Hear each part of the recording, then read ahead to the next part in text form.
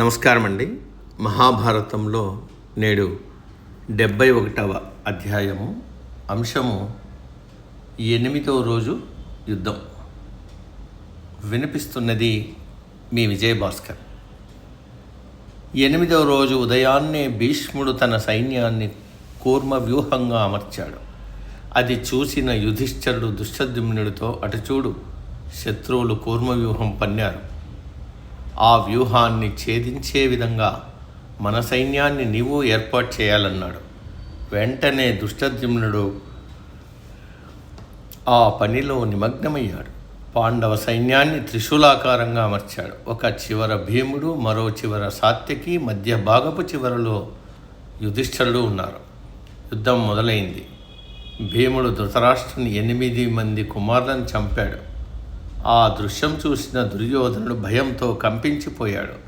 కురుసభలో ద్రౌపదికి చేసిన పరాభవానికి ప్రతిగా భీముడు చేసిన ప్రతిజ్ఞను ఈరోజు నెరవేర్చాడని అందరూ అనుకున్నారు.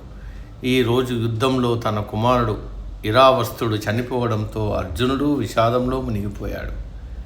ఈ ఇరావస్తుడు అర్జునుడి నాగ భార్యకు జన్మించినవాడు. ఇతడు కురుక్షేత్రంలో పాండవుల పక్షాన యుద్ధంలో పాల్గొన్నాడు.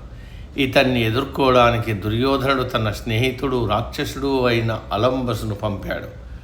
ఈ ఇద్దరి యుద్ధంలో ఇరావస్తుడు చనిపోయాడు. ఆ వార్త విని అర్జునుడు తీవ్ర విచారగ్రస్తుడయ్యాడు.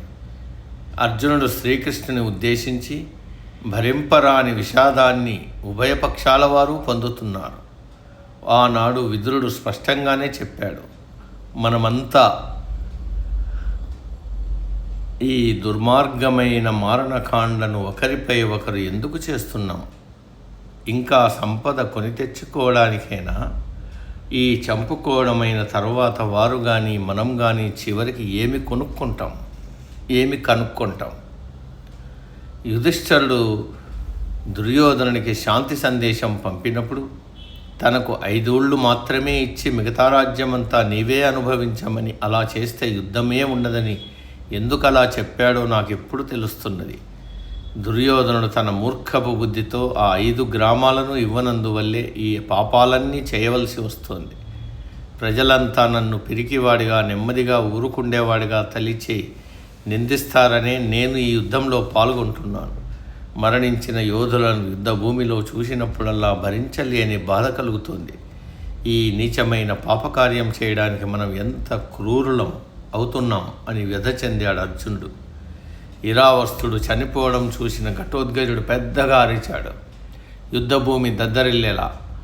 దీంతో అందరూ వణికిపోయారు. ఏం జరిగిందో అని ఘటోత్కచుడు తన సైన్యంతో కౌరవ సైన్యంపైకి ఉరికాడు.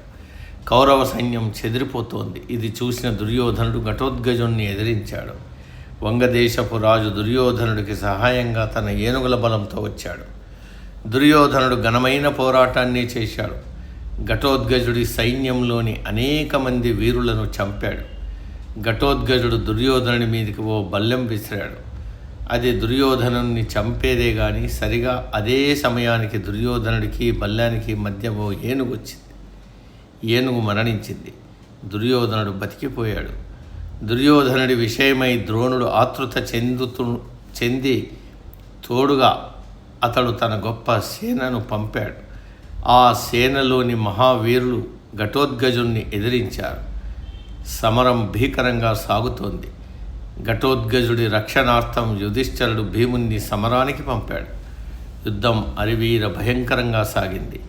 దుర్యోధనుడి 10 మంది సోదరులు మరణించారు. నేటికి సమాప్తం.